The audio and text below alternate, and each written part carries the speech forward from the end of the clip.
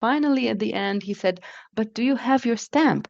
And I said, "I don't." And then he said, like, "Maybe you can't open an account." I didn't understand that, but that meant no. Then I thought to myself, why didn't they just tell me no to begin with?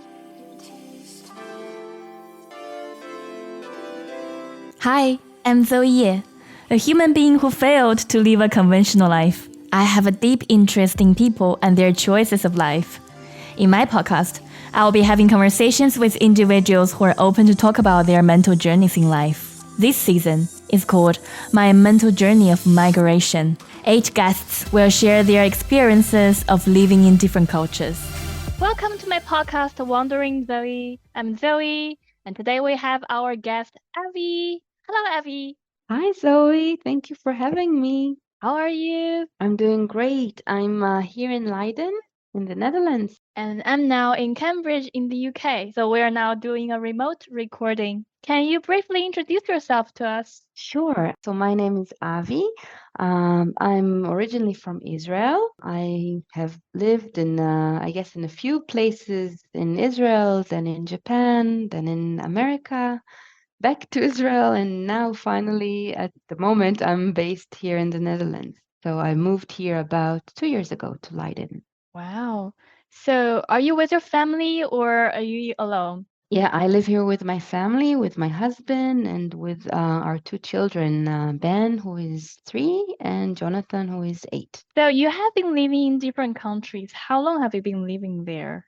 Well, I was born in Israel, and then I spent most of my life there, and until I was 28, I think, and then I moved to Japan. I lived there for 6 years. Then we moved to the United States, to Connecticut, and we lived there for 2 years. Then Israel 3 years, and now the Netherlands for 2 years. Did you find difficulty in moving to so many countries? Well, I think the number itself actually made things easier because you learn some things by the fourth international relocation. So, in a way, you already know some things about, how to pack, how to move, what to do, what not to do. So the logistics are getting easier. But of course, in different countries, there were different challenges. Let's talk about Japan first. What are those challenges? Well, yeah, Japan was the first move, the first international move. Yeah, it was an amazing adventure for me at that time.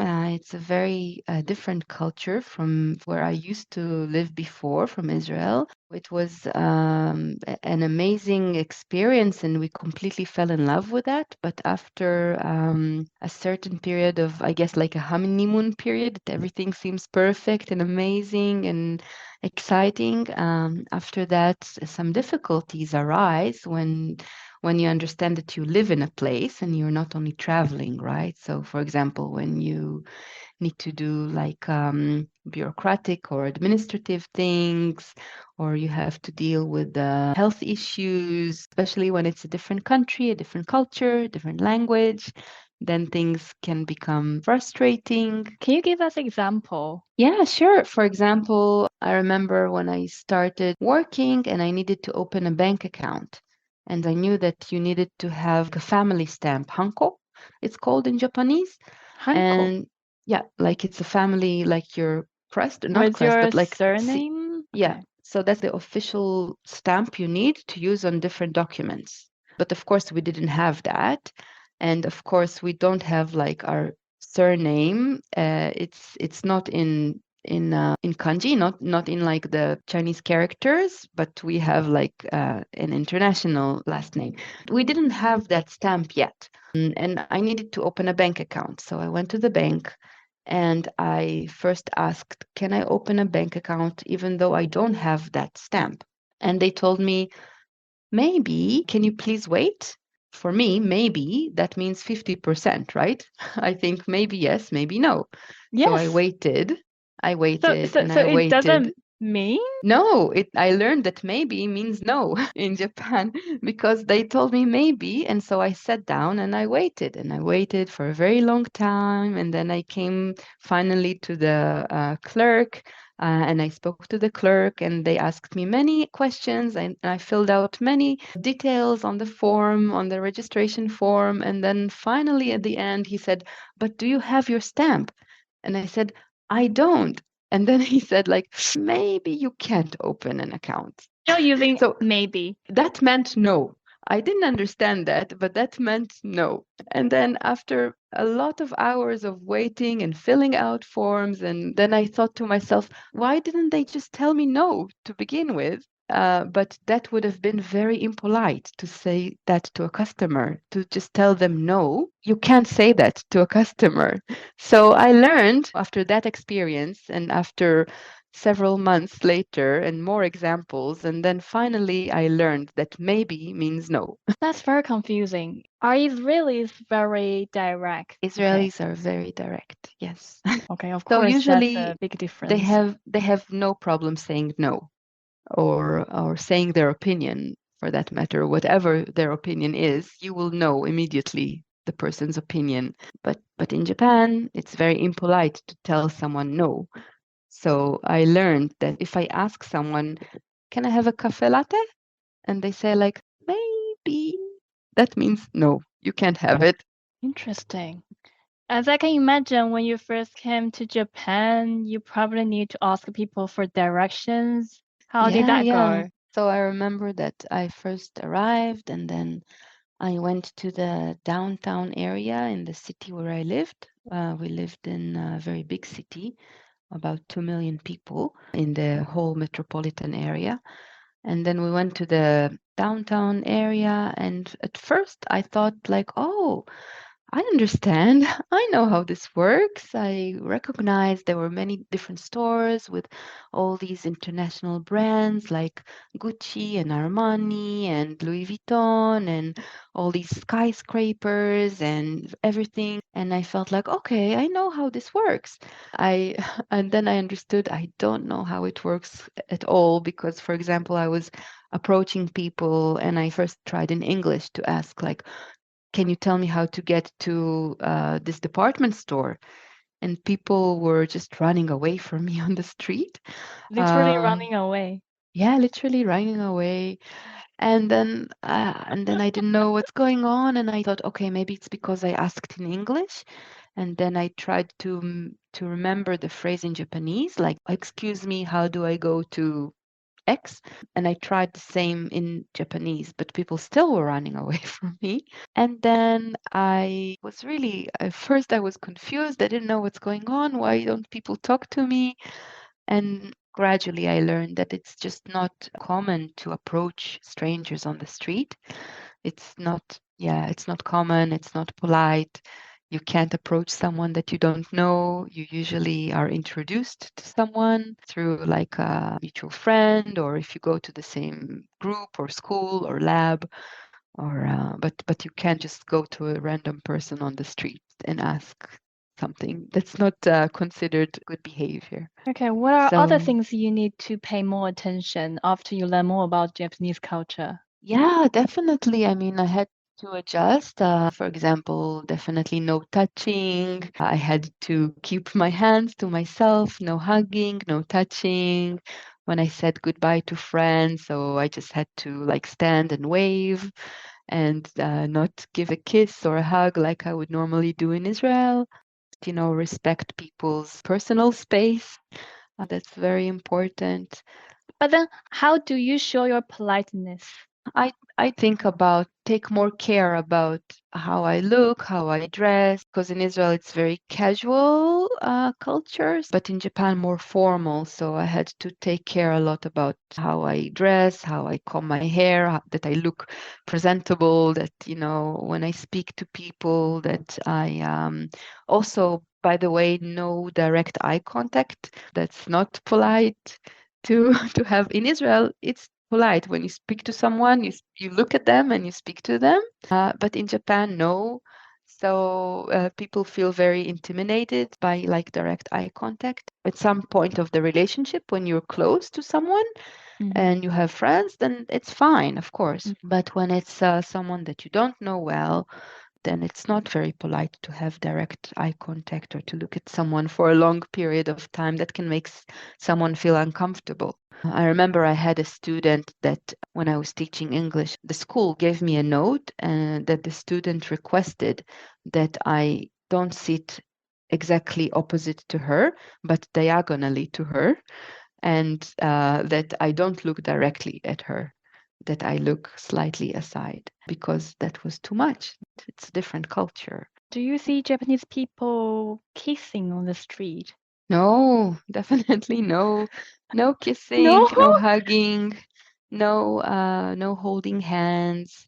That's not common at all. but it wouldn't apply to foreigners if you like hugging and kissing. Why not? I think, yeah, for foreigners, some people do. They still behave, like that. They still hug and kiss. But for me personally, I didn't feel comfortable to do that, even though back in Israel that would be totally normal. But I felt like nobody else is doing that. That's not acceptable or not common here. So I didn't feel comfortable doing that either. I think maybe like some young people, they they do hold hands, for example. Sometimes you see that with young couples, but the majority definitely, most couples don't express like affection in the public space. They don't hug or kiss, no. Wow. You were teaching English in job. Was that your first job? My very first job, I was teaching English for kindergarten children. Yeah, Mhm. that was my first job, and that was in a Japanese company. That was definitely an interesting experience too. The children were so sweet and cute, and sometimes they would like come and help me with the tape recorder or with the bags, and that was so nice to see all of them. Like even if they're 4-year-old, they come and help the teacher and they carry something. So that was really Oh, sweet. Yeah. But it was, yeah, definitely also a culture, a learning experience. For example, we all had to meet in the office and then go to the school where we were teaching that day. all the And I remember teachers, all all the the teachers. teachers in the company, yeah, we all had to meet in our office and then go together to the school. Mm-hmm. And there was one day that we were supposed to teach in a school that was really across the street from my house. And I asked my manager if I can just meet everyone there because the school was just across the street from my house. Yeah. And she said no, and she didn't like the fact that I asked that question either. So I had to, in the morning, take the train, go all the way across the city to the office, meet everybody, and then go back to the school, which was in my neighborhood. And first, I didn't understand the logic of that. It didn't seem logical to me. No. But I learned that, there was a lot of value and importance on, we all meet together, all the team members, we all start the day together in the office. So that was important. You experienced collectivism there. And I guess you were brought up in a very individualistic way. Yeah, definitely. I think that was different. But I think there are so many sides to that, right? Because some sides I couldn't understand, like that example, it didn't make sense to me. But there were so many nice examples of, I guess, collectivism or just community, right? Because, for example, there are no trash cans on the streets in the city where we lived. So if that was the case in Israel, that city would have been so dirty. People would just throw their garbage. But in Japan or in our city, there were no rubbish bins, and still it was so clean because everybody is taking care of the space together. It's our city. We want to keep it clean. And that's the rule. So if I'm eating a snack, so I have to keep the plastic bag of my snack and put it in my bag, and then when I get home, I put it in the trash at home. Mhm. So that is an example of how everybody is also taking care of this public space together because, we have to all contribute to make it clean, to keep it Yeah, clean. that's very impressive. Yeah, I was so impressed by that because that would never have worked in Israel, for example. You had your first song in Japan, right? I gave birth in a big hospital, so the medical care, the facilities, everything was very advanced. So that part was, was definitely fine. But there were some cultural differences. Cultural differences in giving birth? Yeah, I mean, also throughout the pregnancy, like in Israel, if a doctor tells you to do something, then you can have a discussion, right? And you can ask, why do you recommend that? Or why do you recommend this test or this procedure? Or is there an alternative? Or you can have kind of a discussion. Yes. But in Japan, doctor is also referred to as sensei. What does sensei mean? Like master, or like it's honorary term. Like there's a power difference, right? That he has the authority. It's not so common to question what the doctor recommends. If someone has a title called sensei, that means you can't ask questions. All you need to do is just follow this person's advice. Yeah, I mean, it's not always that strict, I guess. There's some room for negotiation, but it definitely means that you should respect your doctor's advice. You're supposed to do what they recommend, right? And Mhm. it's not so common to question them. It's not But you considered. did. I did. I definitely did, because it was my first pregnancy. I had many questions. I had many Of questions. course. Also, it was different from, like in Israel, you do a lot of tests, and in Japan, you don't do many tests. So I wanted to make sure that if there was an important test, that I did it. For example, there's a very important test around week 20 that in Israel, that's like a standard test. Everybody does that test. But in Japan, no. And I had to really ask my doctor to refer me to do that test. And finally, they agreed. And I had to go to this one clinic in the city that did it. And then after I did the test, they didn't want to give me the results. And then I had to really ask for the results. Yeah, why didn't they give you the result? I don't know. I'm not sure why. Maybe it was not, they were not used to that. But for me, it was so standard to receive the results after a test. So I wanted to get that. And I really had to demand and ask for that. So when it came to like health issues and things that are important to me, I did argue and I did insist and I did get in the end what I wanted. It was hard for you because you are so polite and you want to respect them, but at the same time, you feel you really want to satisfy your own needs because it's about your child, it's about your pregnancy. Yeah, exactly. At the end, if I felt that was really important, then I demanded it. Yeah. Was there anyone who speak English with you while you were giving birth? No, I mean, one of the reasons why we chose a big hospital was also because they had a midwife that spoke English. But in the end, when I gave birth, it was her day off and she was not there. So that didn't happen in the end. In the end, everyone was Japanese. Um, but they were still very nice and very caring and took very good care of me. And I heard that there was a lady actually coming to visit you at your house to take care of you. Yeah, they don't have that service in Israel, but I learned that they have it actually here in the Netherlands, and they also have it in Japan. So, because Japanese women usually go back to their hometown, and so their mother can help them with the newborn. But for women that their hometown is far, the city can give you support, and they send you someone that comes to your house once a week, and she can just help you and teach you how to bathe your child, how to feed them, how to soothe them when they cry, and just help you with anything you need, cook for you, anything. That's so So helpful. that's so helpful. It was really amazing for me to get that support because I had many questions and my family was far away. So also with things concerning the baby, but also I remember the lady came to my house and then I would like give her money and she would go to the supermarket and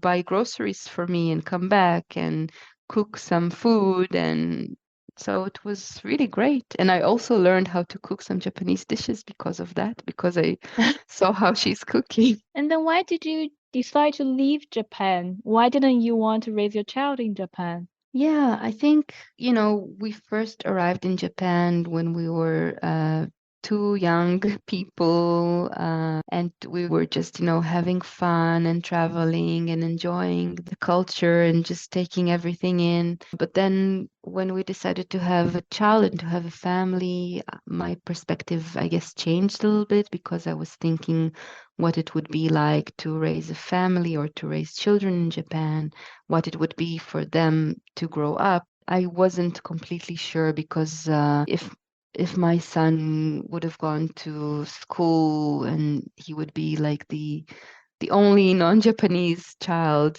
in the class, I don't know how he would feel growing up in that environment. That he's very different, and being different is not considered a good thing necessarily. And he could have gone to an international school, but still, then he would still go out back to the street and to the society, and he would still be like a gaijin, still be a foreigner. Me and my husband, we disagreed on that point, but also I have other friends who raise children there, international friends who raise children in Japan, and they're very happy. But for me personally, I had some doubts. I wasn't sure. So that's why we made a change. There was a good opportunity and we decided to go for it. And why did you decide to move to US? Well, yeah, my husband had an offer for a postdoc in the US from a good university. So we moved there. Yeah. How was your life in the US? Was good. It was a good place. It was still another adjustment because you moved from Japan to the US. That's another culture shock or, another adjustment that you need to make and learn. For example, Japan is an indirect culture, and also the US in some ways is indirect compared to Israel, but in completely other ways than Japanese culture. So again, a new place, you have to again learn how do people do things here and how are you supposed to act and behave. And Connecticut is very naturally very beautiful state. So that was amazing, and the city was very international. The winters were cold, so I had to get used to that. I had to understand how do you raise a 1-year-old in a place that's very cold and you can't go to the park for like half of the year. You can't go outside, you can't play. And I had to find, friends. And there was the International Mamas Group, which was where I immediately went and found some really good friends there that were in a similar situation. So that was really good. You tried to find a job for a year, but didn't Yeah. find a job. Was that very frustrating for you? It was. I mean, I think when I first got there, I thought it would be easier and faster for some reason. But then I learned that, I was sending CVs, it was taking time, no one got back to me, and it started affecting my confidence and my self-esteem too. At some point, I was like, after a year that nobody gets back to you, and I wasn't really sure what to do. Then at some point I was even considering like giving up and just be a stay-at-home mom. But then finally I was able to find a job. Just I had to change my career. I had to adjust. You try to find work in your own field, and sometimes you're lucky and sometimes it doesn't, and you have to reinvent yourself. You have to find something else you want to do or you're passionate about, or you become a yoga instructor, or you start baking cakes, or you in my case work for refugee centers. I thought, okay, it's an opportunity to do something good, so let me do that. That's very true because postdocs, academics, they tend to move countries, at least cities, every 2 to 3 years. And if you are a postdoc's partner, it can be very daunting. As you said, you Mm. have to be flexible and keep trying. Yeah, yeah. I think partners of academics, they have to be very resilient, very optimistic, very flexible. There's no other choice.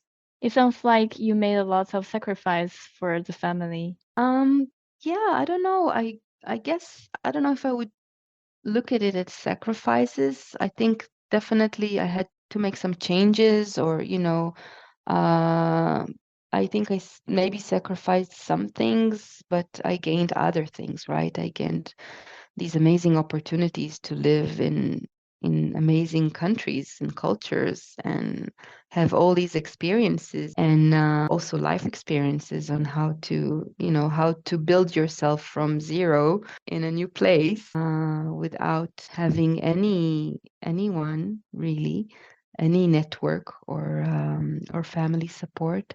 So I think some things you lose, some things you gain as part of that journey. And then you went back to Israel and rejoined your family. Also, you had your second child there. Did you have a good time in Israel? Yeah, I did. I think at that point I was really missing Israel. I wanted to go back, and giving birth and was actually great. When I gave birth to Ben, and I had all the support of my family, of my parents. So I was really pampered, and I got a lot of help. That was really great. But at some point, we felt it wasn't right for us at the time anymore. Life was also very busy, very stressful. There was always family around, which is sometimes really nice, but sometimes we felt we needed a break and we just needed our own space. And in Yeah. Israel, that's not very easy to do because there's always some family obligation or dinner or celebration or something. So there's always something you need to do on the weekend, and the working hours are long, and it can be kind of a stressful environment, just very busy all the time. And we wanted a different balance. I think that's part of the reasons that attracted us to the Netherlands to move here, because we thought we can have like a more relaxed life, but still it would be like still only 4 or 5 hours flight to Israel, so we can still visit and keep in touch. Yeah. I think your family may be a little bit sad to listen to this. Oh, my Avi just want to get away from us.